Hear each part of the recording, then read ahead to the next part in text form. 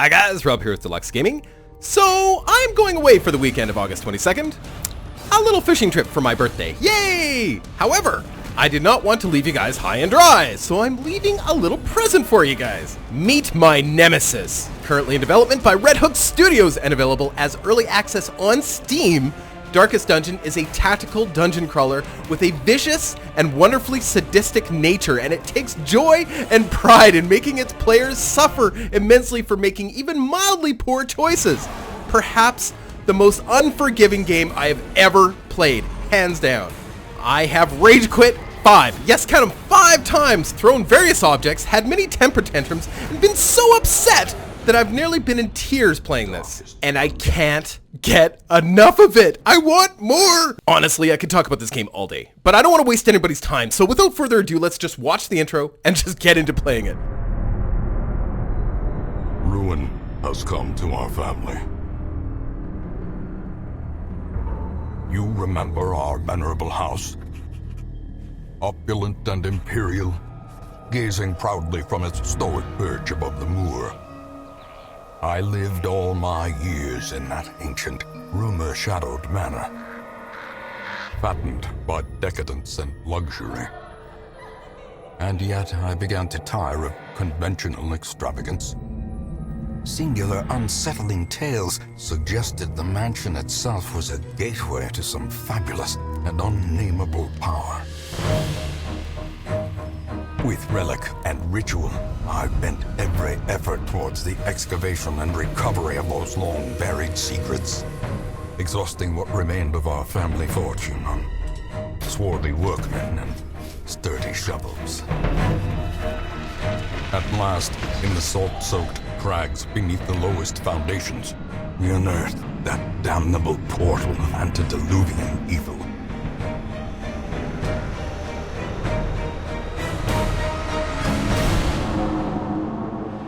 Our every step unsettled the ancient earth. But we were in a realm of death and madness. In the end, I alone fled laughing and wailing through those blackened arcades of antiquity, until consciousness failed me. You remember our venerable house, opulent and imperial. It is a festering abomination. I beg you, return home, claim your birthright, and deliver our family from the ravenous, clutching shadows of the darkest dungeon. So good. So good. I'm sorry. I love that intro. It is so good. Okay, so let me read this to you. This is the disclaimer at the beginning of the game. Darkest Dungeon is about making the most of a bad situation. Quests will fail or must be abandoned. Heroes will die. And when they die, they stay dead. Progress autosaves constantly, so actions are permanent. The game expects a lot out of you. How far will you push your adventurers? How much are you willing to risk in your quest to restore the hamlet?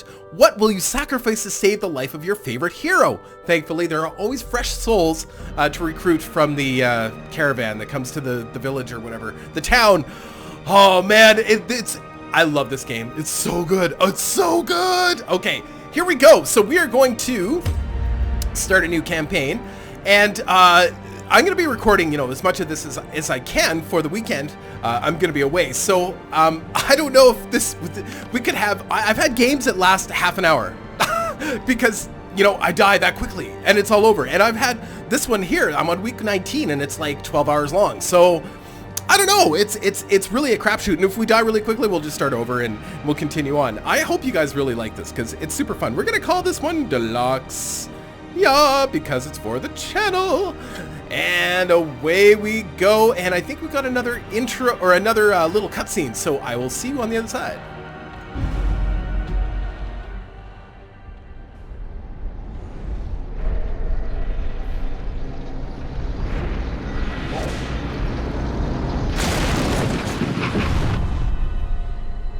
You will arrive along the old road.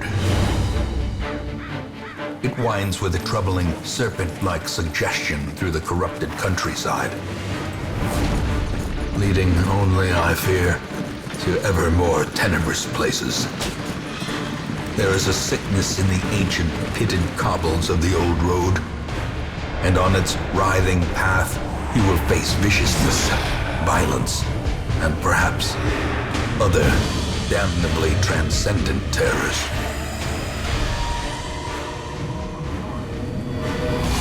So steel yourself, and remember there can be no bravery without madness. The old road will take you to hell, but in that gaping abyss, we will find our redemption. Honestly, I love that narrator. He is so good. I want him to like narrate my life.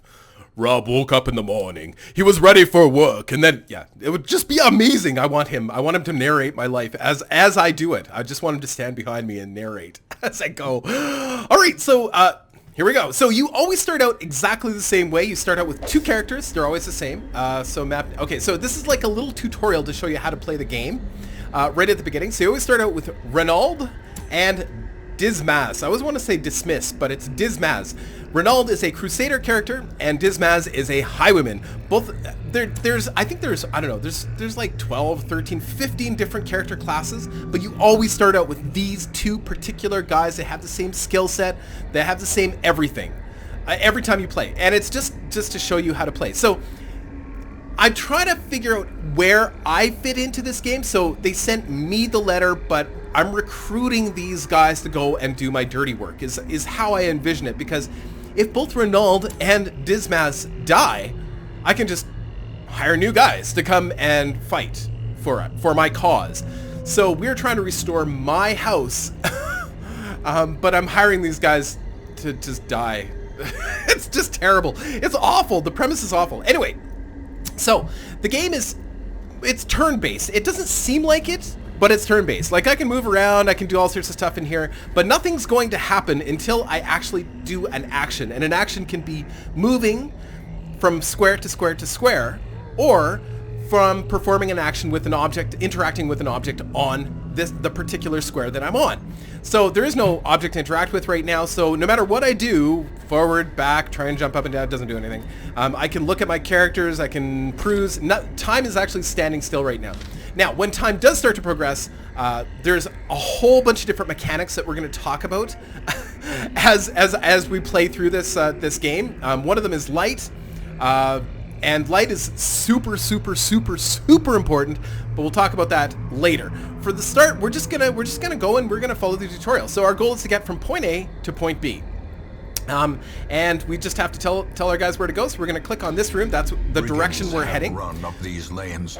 Keep to the side path. Right. So the hamlet is just ahead. It's D and A to move. So of course, D moves you forward and A moves you back. Now, moving backward. Now, here's where it does matter. So if I'm actually in this square, right here, and as I move forward, now time is moving. So you can see our light has actually gone, radiant light, it's gone down to 94. So as I'm moving now in this square, time is passing by. But now, as long as I'm in this square, nothing else is going to happen unless I move backwards. Moving backwards, there's a whole mechanic around moving backwards. It can actually cause stress to your characters. Stress is another very important mechanic in this game. So just like every other RPG, there's hit points. If you run out of hit points, you die, right? Pretty straightforward. Stress, this game is all about stress. It's about stress on me as you play it, or on a person as you actually play the game. It's stressful, but your characters themselves can feel stress. So as things happen, the stress goes up. So you'll notice it says 10 out of 200. So your characters start out with 10 stress already. If it reaches 200, they have a heart attack and die. And everything in between that, so much can happen. Your characters can get afflicted with all sorts of, like they go crazy. They can literally go crazy and mad. They can leave you just because they're too stressed. Anyway, so we're going to go forward, just follow through here. There's so many mechanics to talk about. I don't want to waste time, just explaining it all. I'd rather just show you guys. Okay, so we're facing our first enemy. These are all skills that I can choose from. You can only play the skills relevant to the position you are in your party. So normally you can have 4 characters in your party, and you have position 1, 2, 3, and 4.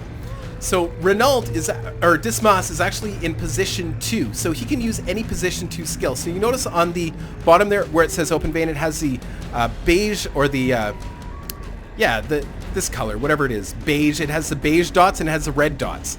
So the beige dots shows what your position has to be to use the skill, right? So I have to be in either position 1, 2, or 3. So 1, 2, or 3, and I'm in position 2.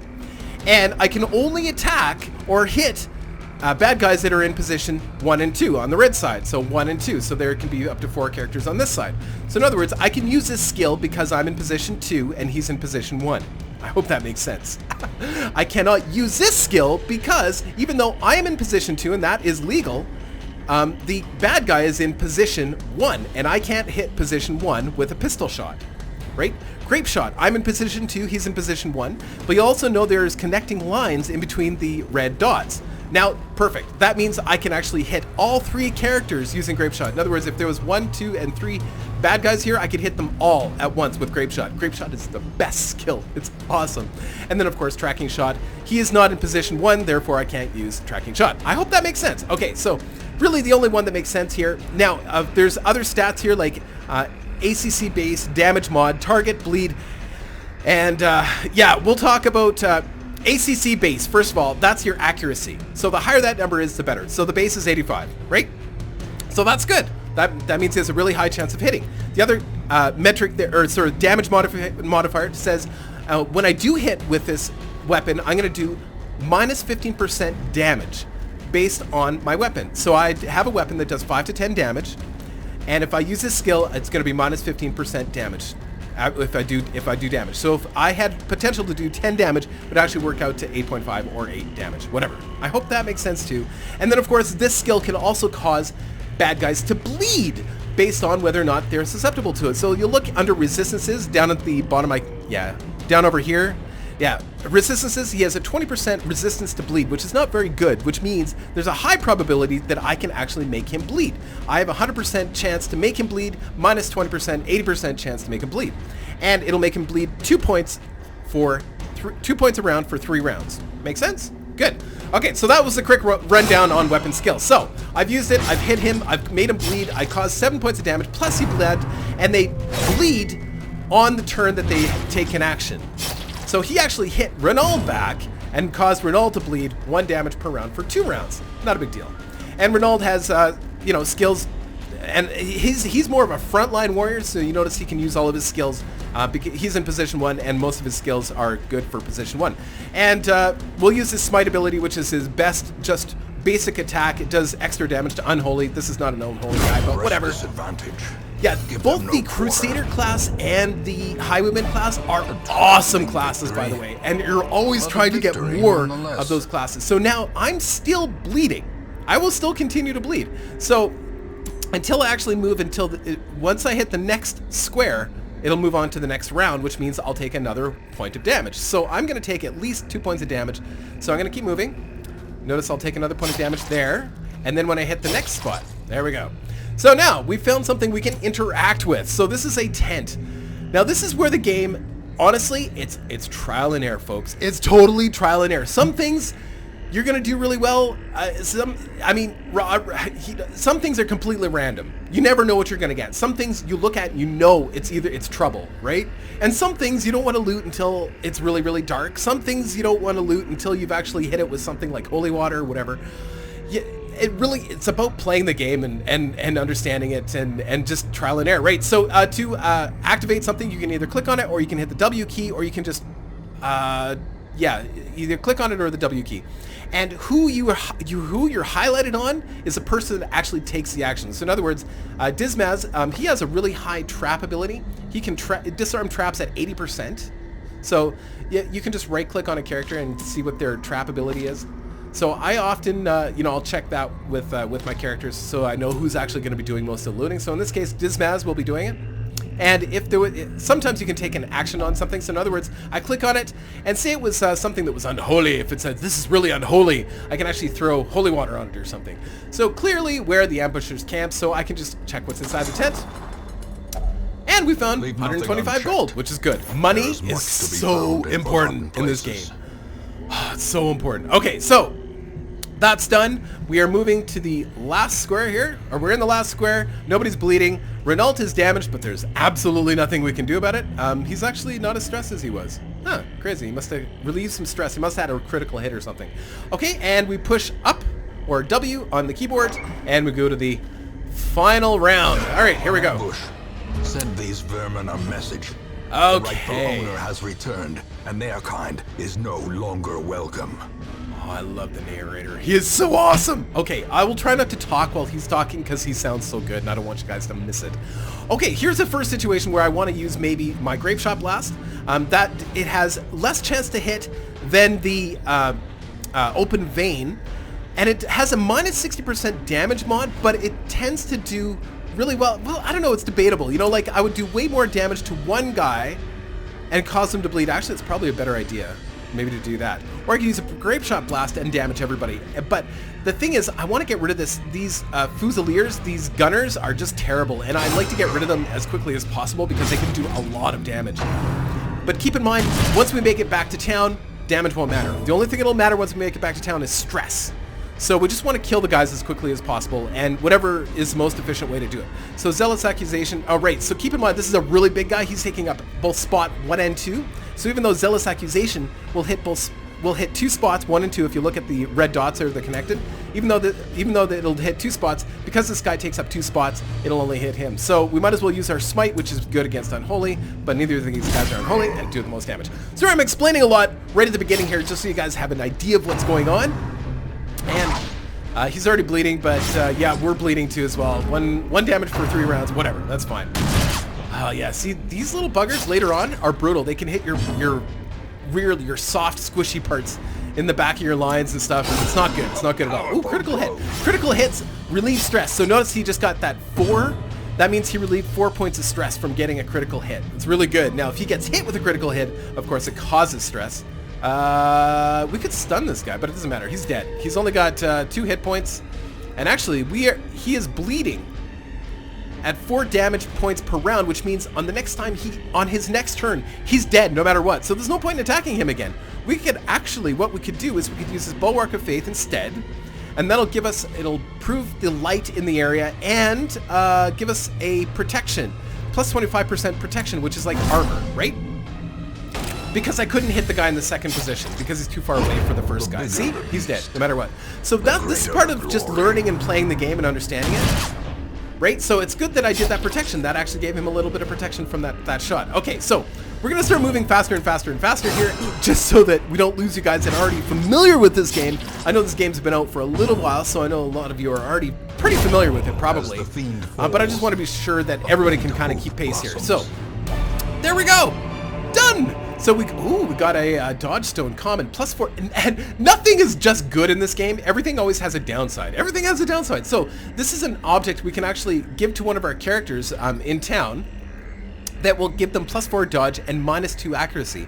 And that might be good for something like a cleric, or the cleric-y type class, right? And we've got these deeds, which we can use to upgrade buildings, and of course gold, which is just awesome for everything. So now we've completed the quest. So, after you've completed the requirements of the quest, you have the option to return to town at any time. Just click the crest. You don't need to return to you don't need to return to the starting room of the dungeon to exit or anything like that. Now, it's saying that we can leave right now. We can just go back to the Hamlet. This is the first trick that this game throws at you. They're so sneaky. Like, I swear, it's so stupid. Well, it's not stupid. It's actually funny. It's just trial and error, right? So if we could go back to the Hamlet right now, finish the quest, we get a little bit of money, and we can start the rest of the game.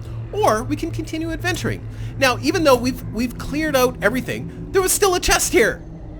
Those dirty buggers, right? So you could go back and never get this chest. Okay, so just right off the bat, this game is always trying to trick you. So now let's talk about light, because it's relevant right now. So when light is maxed out, when light is at 100%, that means you have the maximum possibility of scouting ahead and surprising monsters. However, loot is not as good at maximum light. And you also don't do as many criticals and stuff like that, but we'll talk about that later. What's more importantly is loot. You get the most out of loot when there's no light. If it's pitch black, you're going to get the most when you loot something. I know, weird, right? But it's terrible when it comes to interacting with other creatures and stuff. So, if in a situation like this, we have nothing left to explore, and we're about to loot this chest, if we want to get the most out of this chest, we want to actually kill the lights. And there's a couple ways we can do that. We can shift-click to reduce the light. See what it says there? Now, as we reduce the light, it adds stress, and it makes it so the heroes will be more likely to be surprised if we encounter a monster. And as we dim the light even more, oh yeah, see, the light is fading. The current torch level greatly affects the mechanics in the game. The darker it gets, the harder things get. But the rewards. Right click on a torch from the inventory to boost the light back up. Now, we don't have any torches. We don't want to boost it up. So you'll notice here now we get a bonus to loot and a bonus to player crits. But heroes are more likely to be surprised. Monsters get better accuracy and damage, and we take more stress. Now we take even more stress at pitch black. The light's gone, but look at we get dominion. Way more loot and way more player crits, but way more chance of getting eaten alive. So now we're going to use our dude and we're going to open his chest, which means we'll get the most out of it. Oh, it's trapped. Oh, man. Okay, usually there's goodies in that chest. Okay, I just wanted to demonstrate a point that if you've got nothing left to explore and all you've got left is a chest, kill your lights. You'll get the best opportunity to get the best loot. However, that didn't really, it was trapped. I don't know. Didn't work very well. Whatever. Anyway, so quest complete. Let's go back to town. This is what I mean about this game. It's you never know. Like I can give you the best possible solutions on how to do things, but that doesn't mean it's always the right answer, because this game will just will hamstring you when you least expect it. So now we finished the battle, and you get experience points. They're called Resolve XP. And as you get experience points, you move up in resolve level, which means you get more resilient to stress when dungeoneering. And of course, you get better abilities and stuff too. But every time you come out of a dungeon, there is a dice roll on what's going to happen to your character. Your character could get positive or negative effects attached to him. For example, Renaud, now it gives minus 15% damage on the first round. He applies 15% less damage on the first round. It's a permanent, well, it's a semi-permanent effect. We'll talk more about that later. And Dismaz got diseased. Oh, I love this game. So now, disease, we can remove that eventually, not right away, but we can remove that. So he got hysterical blindness, which means that every time his stress is above 70, he gets minus 20 to accuracy. There's worse diseases than that. Trust me. Okay, now we're back to town. Oh my god, I'm stressed already. Welcome home, such as it is. This squalid hamlet, these corrupted lands, they are yours now. Oh, and thanks. You are bound to them. Okay, so at the beginning, after you've finished a dungeon or after you've come back from an embark, of course, it gives you a rundown on what's happening in your town. Right now, not a lot's happening because we don't have any people. We only have the 2 people. Now, all of your wounds are healed. However, stress persists. Saying there's a help screen. Okay, so stress persists. So in other words, Renaud still has 4 stress. That's what he left off with, which is not bad. All right. He's got 2 resolve experience. Once he reaches 8, he becomes level 2. Pretty straightforward. Makes sense, right? Number of different skills, the basic skills and the camping skills. We're not even going to talk about camping right now because that's later in the game. Right now, we're just worried about our basic skills. And first thing we're going to do, so at the beginning, the only thing you have opened up to you is the graveyard, so you can view your fallen heroes. It is possible to have characters die right at the beginning. Earth, I haven't had it happen to me yet, like to lose one of these 2 guys. But it can happen.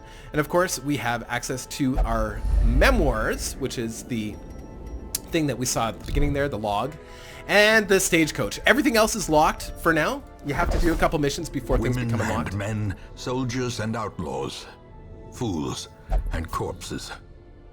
All will find their way to us now that the road is clear. Right. So characters will come and try and join your cause, and they will come via the stagecoach. So these 2 characters, and it's always these 2 characters, they might have different names, but it's always a plague doctor and a seeker vestal that come to you right away. So we can hire them right off the bat, and then we've got a full party. Battle, pious and unrelenting. Right. So this character here, which is the seeker vestal, is the cleric kind of thing, and this guy is a witch doctor. Like he's like a shaman, I guess. Not really. Well, he's kind of a shaman. Like he can, during camping and stuff, he can heal, but camping is something that we don't even get to do for a long time. While in battle, he can cause plagues and diseases and clear, do really important stuff. But yeah, anyway, so whatever. Okay, so now the stagecoach. So right now, as it stands, after every time we go out and we come back, there'll be more people that we can recruit. Depending on whether or not we upgrade our network, right now, only 2 people will show up. If we upgrade our network, we can make it so they increase the number of available heroes to 3. So every time we come back, we'll have a choice of 3 heroes instead of 2. And we can also make it so that we can fit more people into our reserve in our barracks, right? So both of these are important things. Most important thing right now is to increase the number of available heroes. So word is traveling. Ambition is stirring in distant cities. We can use this. I love his voice. It's fantastic. So now the next time we come back, we're going to have the choice of 3 heroes to pick from. Right now, this is all we have. So no matter what, there's nothing else we can do. We can't go into the sanitarium. We can't go into the abbey. We can't go into the guild. We can't go into the blacksmith. We can't go into the nomad wagon, and we can't go into the survivalist. We can't do anything right now except go embark. So you'll notice there is... Oh, okay. Actually, let's talk about this mechanic really quickly. So as we accomplish things, as we take over parts of the dungeon, actually, let's just go to the dungeon here just to show you. How do we go back here? There we go. So this is a mecca of madness and morbidity. I can't. Your I work won't go begins. back. Oh my god. So this is what we need to accomplish. We need to work through every one of these areas until we actually go into the darkest dungeon and destroy all of the evil that lives in there. Sounds easy, doesn't it? It's not. Okay, so in each one of these areas, you can retrieve certain things from your family, like these statues or busts. You can retrieve portraits, you can retrieve deeds, and you can retrieve crests. So ruins, you will find more busts and crests than you will find portraits and deeds. Whereas warrens, you'll find more portraits and crests, and the Weald you'll find more deeds and crests, and the Cove you'll find more deeds and portraits, right? So now those are used to upgrade buildings and functions of buildings. So in other words, the stagecoach, we just upgraded the stagecoach so that we get more heroes available to us, and we used deeds and crests. Sorry, I gotta remember the names of them. Deeds and crests to do that. We could upgrade it again, but I'm not going to. I want to save them for stuff that's coming. Trust me, it's really important. So you keep that in mind when you're doing these missions, but for the most part, keep track of what level of missions you're doing and how long the missions are going to be and what types of missions there are. So at the beginning, it's always the same. You always start out with 1 mission available to you. You always have this crew available to you to do a mission. So the first mission is always going to be a skirmish. I think it's either a skirmish. It's probably a skirmish or a scout mission. Anyway, so a skirmish, unholy abominations. Whoops. Oh, my alarm just went off. Unholy abominations, turning the light against itself, meet them in battle, and learn how they fight. So it's basically just an exploratory mission. It's saying apprentice level 1, saying that our character should be level 1 going into this battle. We have 2 level 1s and 2 level 0s. It's saying that it's short, that we won't need to be camping in it. And the goal is just to complete 100% of all room battles. So we'll talk about that in a minute. And we get rewards. We'll get 3,000 gold, 2 busts, 2 crests, and slippery boots. So yeah, something that gives us +4 dodge and -10 move resist. And that reminds me, we have some loot that we can actually use right away. So we got a dodge stone last time, which allows us to a person to dodge, but they lose accuracy with their weapons. And we have this Vestal, who's mostly what the Vestal does. The skills, she can mace bash, and she can use this stun thing, which require accuracy, but for the most part, she's going to be healing. So she's got 2 healing skills, this one does. She can heal 1 person by 3 to 5, and heal the entire group by 1 to 2. It doesn't sound like much, but trust me, every little bit counts. So she's mostly going to be using those 2 skills. So I think actually that little thing that we got there, that's perfect actually for her. I'd rather her dodge shots and not be as accurate with attacking. I mean, there's going to be times where she attacks, but, you know. So anyway, so Slippery Boots, common +4 dodge, -C. Everything has a negative effect on it. Oh, I love this game. Okay, so let's get going. So, Renaud is going to be our number 1 position. Oh, and you can actually right-click and see where their preferred position is. Now, it's just based on their skills. So all of his skills are position 1 or position 2. So that's why it's solid for position 1 and position 2. So he's best actually right in the front. I like him right in front. And then Dismas, I'm going to rename these after people in the channel, I think. I'll do that before we get going here. So he has skills that are available to him in position 2, 3, and 4, 2 and 3, 1, 2, 3, and 4, and 1, 2, 3. So it's kind of gives more, he's a little bit more broad, but he's really good in position 2 because he's really good at dodging too. He's got a high dodge ability. Yeah, plus 10 for dodging, which is amazing. And he's super fast too as well. And then we've got our witch doctor who's best in position 3 or 4. I hope this is all making sense. And then we've got our cleric, or Vestal, Seeker Vestal, who's good in position 4. Honestly, I like to keep her in position 4. There's times where I want to, you know, keep her in better positions. Now, when you have certain combinations of characters, it's there are certain special combinations of characters that just work really well together, and when you put them together, it'll actually give you a little thing saying something special here, the usual suspects, or a red hook, or it'll say something fun. And I found a couple of them. I know that if you put 2 crusaders and 2 clerics together, it's like holy warriors or something. Anyway, so I'm going to pause it right here, and I'll be right back, and I'm going to rename the characters after people on the channel. Okay, I know this is going to be a long episode. I think we're already like 35 minutes. Whatever. It's going to be a long first episode. Because I'm explaining things too as well, it'll get faster. It'll get faster, I promise. Okay, so our first hero is going to be... I just picked random names from the channel, by the way. Because I'm recording these all at once, you guys won't have the opportunity to volunteer for your names. So I'm just picking names from the channel. So Zephyra, he's mad at me right now. So that's okay. And then we've got...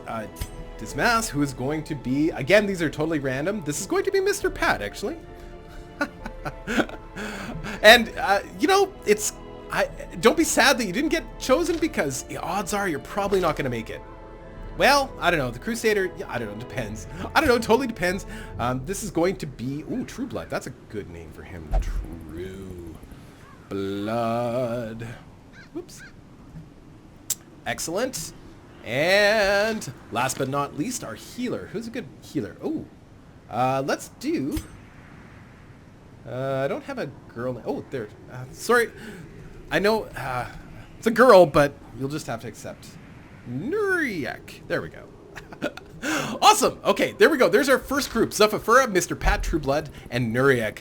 All right, guys. So we are going to go into the ruins, and we're going to do one mission, and then we're going to call it an episode. Hopefully it doesn't take us too long. The cost of preparedness. Provisioning. Now in gold. So later in blood. Oh yeah, he's so creepy. Okay, so there's a food mechanic. You have to stay fed, and it can be a voluntary thing. You can earn a little bit of hit points, 1 hit point per meal. But there's also an involuntary eating. After a certain amount of time, it just randomly says that you've got to eat. Always bring at least 1 shovel. Always, no matter what mission it is, always bring at least 1 shovel, because there's always going to be something in the way, and having to move something by hand is very stressful for your people. Always bring torches. Always bring torches. We're gonna bring 4 torches, 5 torches for the first mission. So it won't be that hard. And then random stuff. You can bring random stuff. So anti-venom, of course, cures poisons. Bandages binds wounds that are bleeding. Herbs, you can buff your guys as well as remove blights and stuff. Skeleton key to unlock things, and holy water, of course, purges evil from things. It's good to bring a lot of these things. I think for the first mission, I think this is good. We'll bring 1 holy water, and you know, thing is, you don't get the money back if you don't use them, right? So here we go. We into the ruins, and hopefully we don't die our first time around. That'd be nice. Must be driven back.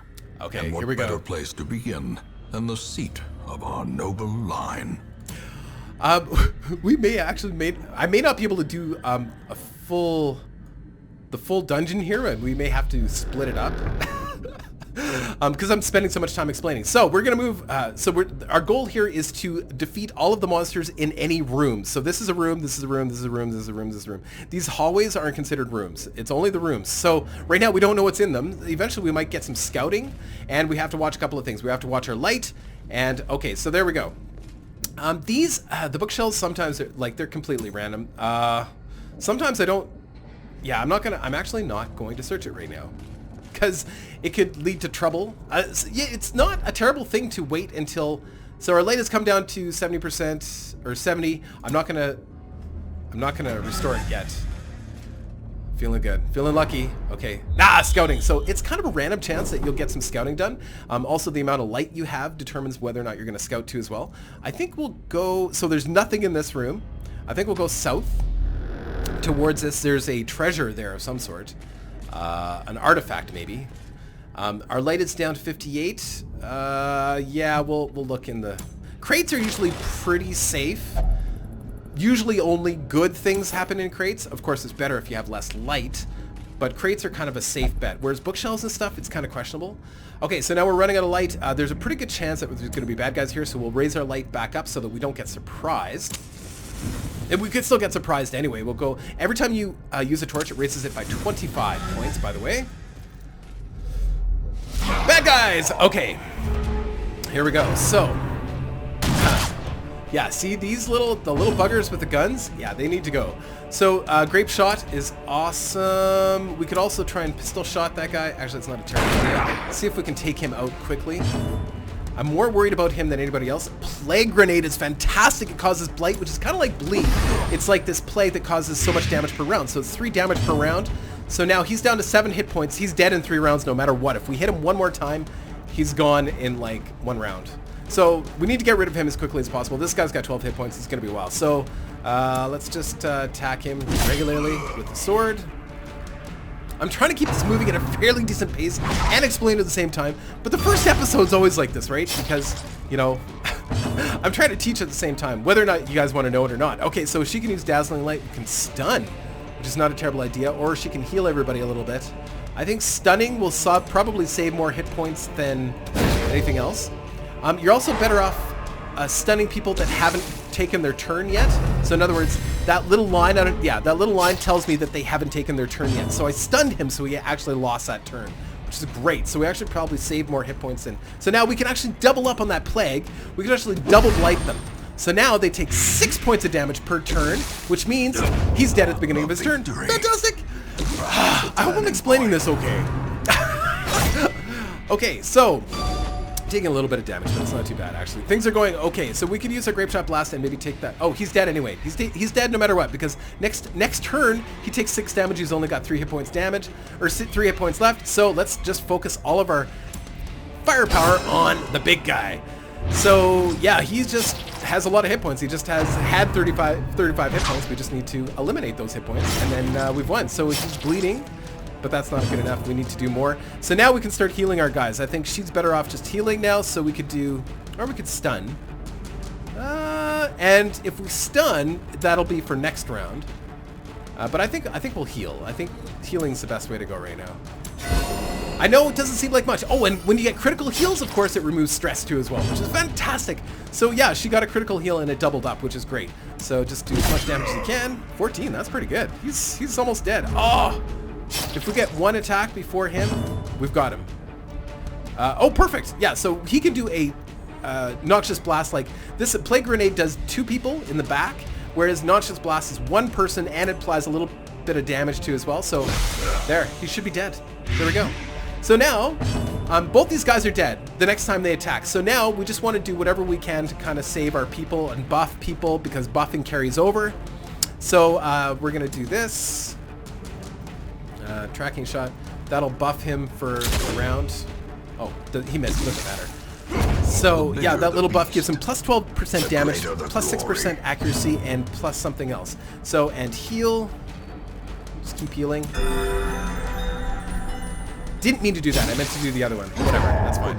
Perfect. So yeah, once you've got your guys, once you know that they're dead, focus on healing and taking care of your guys, because you can't heal outside of combat. It's silly. Okay, so it's locked, and we did not bring a key. Oh, man. Okay, well, we'll try to open it anyway. It's trapped. He resisted. Okay. Man, that's too bad. If we'd have brought a key, we would have got some juicy stuff out of there, I'm sure. Scouting! Okay, so we're gonna go after this treasure room. You want to try and finish the mission, the overall mission first, which is to complete all room battles. If we can do that, then we can leave anytime we want. We can go back and we can collect whatever loot we missed, whatever. Like, I'm not going to collect this one right now because it's questionable. I'd rather try and collect it in the dark.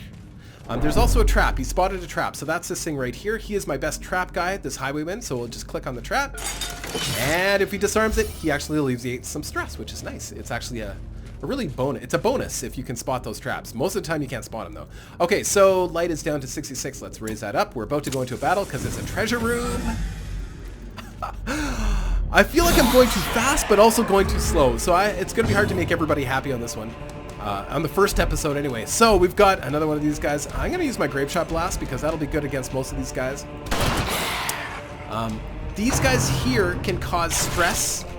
What are they called? The Acolytes can cause stress, I think, to all your guys at once. And, of course, he can do a lot of damage. This guy just does a lot of damage. This guy is pretty weak.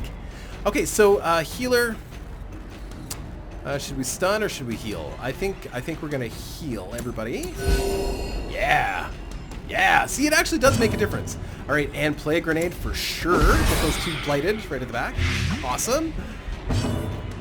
It sucks when you miss. Actually, we're doing okay. Zealous Accusation. This is one of my favorite moves with this guy. Means he attacks both the two guys in front. It doesn't do as much damage individually, but overall it does way more damage. Well, it depends, actually. Thing is, this guy's not that tough. We could probably kill him in one hit. Oh, no. 2 hits. Yeah. I like the Grape Shot Blast. I like anything that damages more than one guy at a time, of course, right? It's just, oh, critical damage. See how much stress he got there? He's up to 25 stress. If you reach 100 stress, you actually you roll to get afflicted. Grape Shot Blast, I can probably kill 2 guys. Confidence yes! surges as Nice. the enemy Very nice. Okay, and... oh, yeah, they're brutal for taking out your backline guys, so...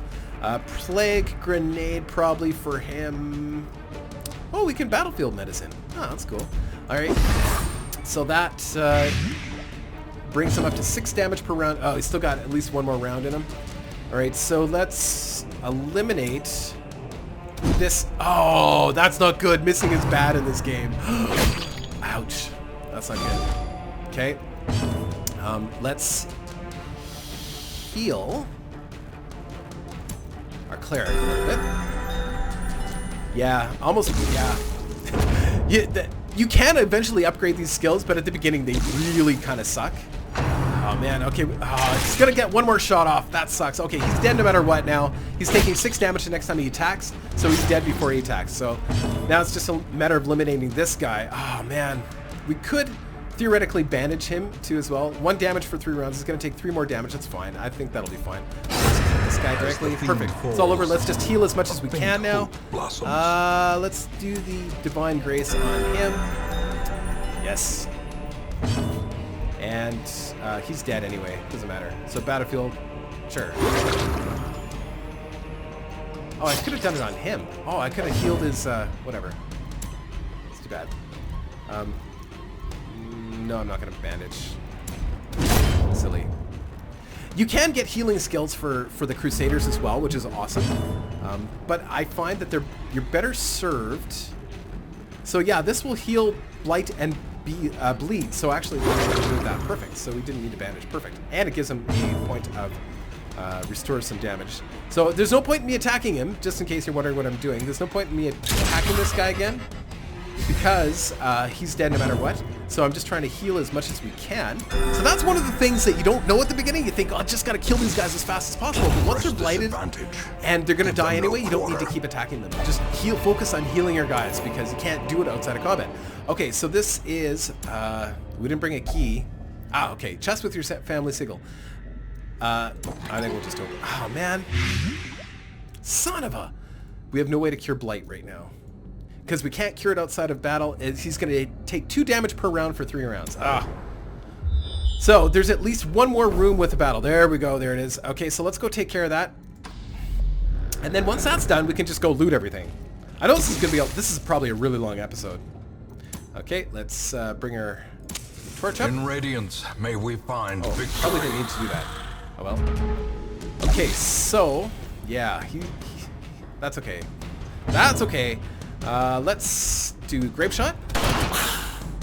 Awesome. Grape Shot Blast, honestly, when it's upgraded, is fantastic. It's like one of the best skills in the game. I love it. Oh, jeez. See, those guys are just brutal. Oh, man. Okay. Let's do heal everybody. Hey. this isn't even the room battle. This is just one on the way. Oh, okay, play grenade. There we go. Those guys are on the clock. and if we lose and I rage, I apologize. Whoops, I meant to do the zealous accusation. Oh well. Okay, and another play grenade. Oh, that should finish one of them for sure. Oh no! Oh man, not enough. Oh, he's still only taking 3 damage per round. Oh, one of them must have resisted. That's why. Okay. Okay. Heal. Do a focus. No, do heal everybody. That's 8 points. You got to think about the numbers too. She just healed 8 points of damage versus the 3 to 5 she could have done on just him. Now sometimes that's worth it, sometimes it's not. Also, you got to remember, if he hits 0, it doesn't mean he's done. It just means different things. We'll talk about that when that happens. Yeah. So now corpses left on the ground will actually keep it so that these guys can stay back. So you can actually fight the corpses. And I don't know if that makes sense. So I actually have to destroy the corpses to get these guys to move forward. Or there's a special skill that some skills you can get to fix that problem as well. So this guy's dead no matter what. He's going to take 6 points of damage the next time he attacks, so no point in doing that.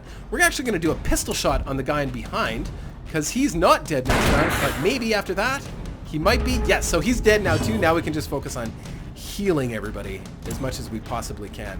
So we'll do a shield there.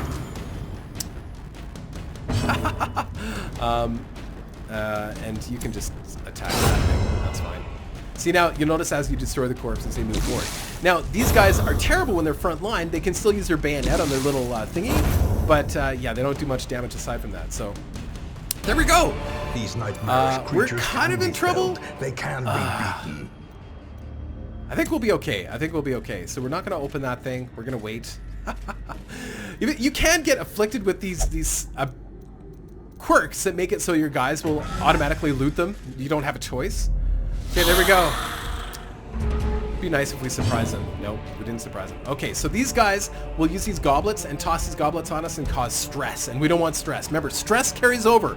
Hit point damage does not when we hit town, so the stress does. I'm more worried about stress right now than I am hit point damage.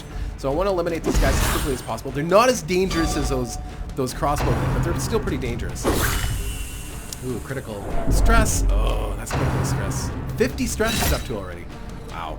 Now, as you move up in levels, you start taking less and less stress, depending on what level of creatures you're fighting and stuff. But, all right, so grape shot. Oh, they didn't get blighted. Oh, they're not. Yeah, they resisted the blight.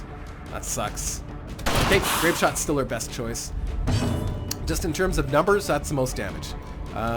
You can do the party heal. Ooh, critical! That's good, because he's got a lot of stress. Like I said, once he reaches up, critical again! And so even though he got hit with the critical, she's like, oh, she got it, like it scared her, so she got hit by the stress too as well. Okay, zealous accusation. Oh, man, don't miss. Oh, we might be in trouble. Oh, see, they cause stress. That's not good. That's not good at all. We are not applying enough damage. Okay, so plague grenade. Hit! Okay, blighted. Okay, got rid of the other guy. That's great. We're going to do a... You know what? We're going to stun this guy. He's causing way too much trouble. Perfect. Yeah. Okay, so he lost his turn this time. Now, because he was stunned, the next time around, he actually has a resistance to being stunned again in a row. So it doesn't serve you to keep trying to stun the same people over and over and over. There we go. Another guy down. Okay, so it's going better. Remember, this is probably the last battle in this map. So, okay, so he has 0 hit points. He's at death's door. If he gets hit again, he's dead. So that's okay. It's not over. So we'll heal him. There we go. So he's back now. But when they do go on death's door like that, they take a lot of stress. Now he's up to 54 stress all of a sudden. He was at like 0 stress before. Okay, so we'll hit him again with the plague grenade, and that should put him out of commission. Yes. So now 6 points of damage the next round, and he only has 4 left. So he's dead. I don't have to worry about him. He's done. Now we can actually. Yeah, I think, yeah, we'll just kill this guy. There we go. So it's all over. We'll try and heal if we can. I don't know if it matters at this point. Whatever. That's a buff. Gives him 25% protection for 3 rounds. Not that it matters. We'll just do that. Give him a buff too as well. I want to get at least one more heal, which no, it's all done. It's all over. All right. There we go. All right, so remind yourself that overconfidence is slow and insidious. Quest is now complete. Killer. Now we're gonna continue adventuring because we've got some loot to go pick up. But now we can kind of let our light fade because we found a trap. Okay, good. We can kind of let our light fade because I'm not gonna. Oh yeah, see, hunger just comes out of nowhere. All of a sudden, you just got to make sure you have enough food. Oh, we took way more food than we needed. We only needed 8 food. I don't know why I took 12. We ate 5 food there for some reason. He was really hungry. And sometimes there's quirks that get quirks where they... Oh, he's a kleptomaniac, which means he will just run up and take things, by the way. It's terrible. Sometimes they get quirks where they eat more food than they should. Stuff too. And when there's more stressed, I think they eat more. So I think we'll send him in to go look at this thing. Forsaken Confession Booth. Hasn't been used in years. Might be able to holy water that. Yes! Awesome. Oh. Okay, so... Yeah, so we used the holy water in the thing, but there was no loot on it. Oh, trap. Good thing we saw that. Disarmed. Perfect. He's really stressed out. As the light diminishes here, they will become more and more stressed. But I want to get some of this loot. I don't want to leave it all behind, right? Oh, so big blockage. This is why you always bring a shovel. Cold stone seems bent on preventing passage. If you don't bring a shovel, and you can still remove it, but it'll cause like 25 stress for everybody because the cost is not in tools, it's in flesh. Ugh, it's a terrible, terrible thing. So you always want to have a shovel with you, at least one, sometimes more than that. Okay, so this is a Iron Maiden, clasp shut, reveals only something. There was nothing there. That's good. Okay. Now, it is possible for bad guys to all of a sudden randomly appear in one of these spots. So we are taking a chance letting the light diminish. We're down to 53% light. So pretty soon we're going to start getting bonuses to our loot. There we go. I think we just got bonuses to our loot now. Ooh, sapphires. Money. Need all the money. And see, we're getting more deeds. So even though the mission only gives us so many deeds and stuff, like we'll get paid on top of all the stuff that we got. I thought I clicked on it. Mechanical hazards weird. possessed Okay. by evil intent. He didn't disarm it that time. Okay. That's fine. All right, let's go get this, whatever that was. I think it was a bookcase, whatever. So now we're down to 22% light. We're starting to eat more. He's eating too. Yeah, it must be his stress. Stress levels cause... He's stress eating. He's a stress eater. Okay, okay, let's open the bookshelf. Dull and uninteresting. Okay, well, it's better than a terrible thing. And trust me, terrible things happen all the time. Actually, this is going quite well, believe it or not. Let's move to this room. There could be bad guys in this hall, though. Raise the light a little bit, just in case. Loot! A map. That doesn't matter. Okay, so I don't... The only bad guy that's left is that one there. Okay, books. Now these can often cause permanent quirks to your character. Sometimes good, sometimes bad. Oh, he got the runs. Sometimes diseases. So now not only does he have hysterical blindness, which gives him minus 20 accuracy if stress is above 70, he also now has the runs, which is minus 20 dodge. Oh my god. He's useless. And minus 10% max HP. That is a terrible disease. That's awful. He's pretty much useless. Ugh, great. And we happen to have another shovel on us. We'll use that. Ah, man.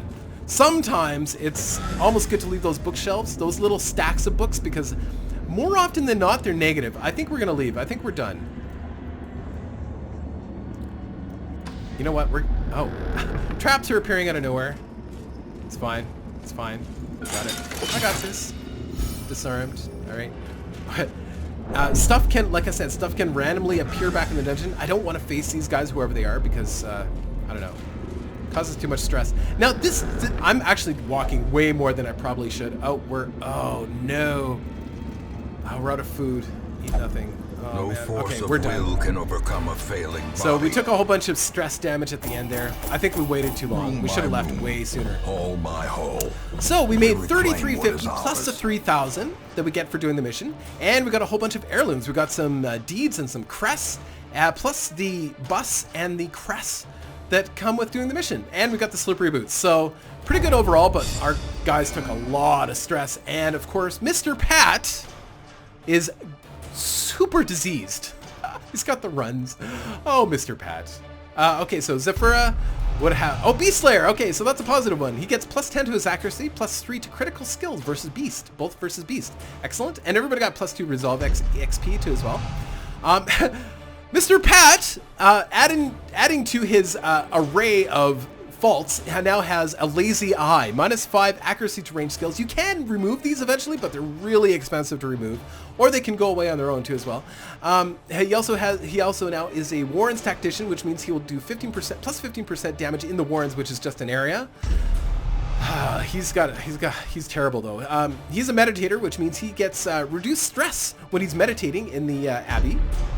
And Nurik is now light sensitive.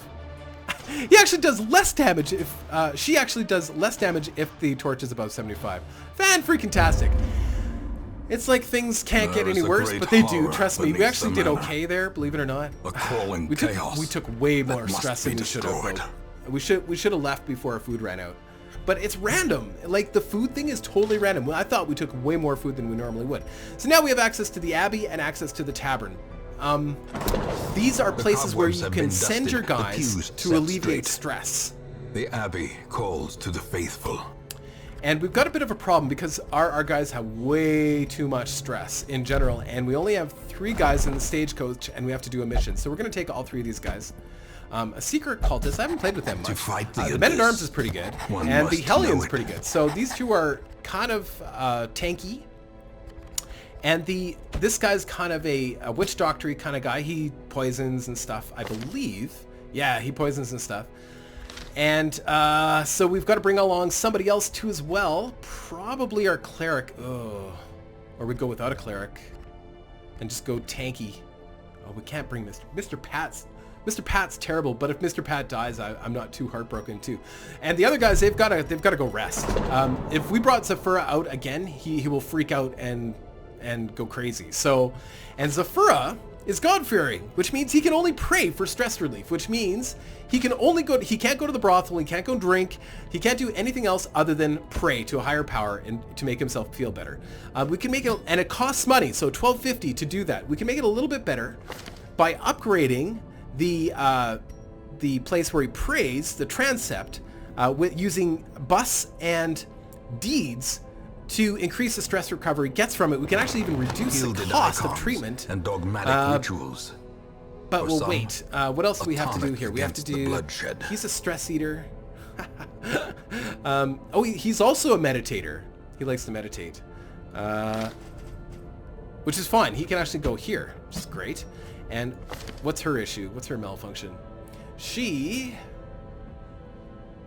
obsessed with cleanliness. Obsessed with material things, minus 10% damage above 10. She likes the Warrens, and she's tough. Okay, so she has no preference as to where she goes. So these 2 guys have to go here, or should go here. I'm going to reduce the cost a little bit for Zephyr for his treatment, so we've reduced that from $12.50 to $1,050. We can make it so that the other people can also rest here, but we need more deeds and stuff. So they're good. He's good. So he's going to go take a load off. He's going to take a load off. Costs money. Everything costs money. And we're going to go and we're going to get Muriak. Cards and Gambling? rooms. Gambling or the brothel? I think we'll do gambling.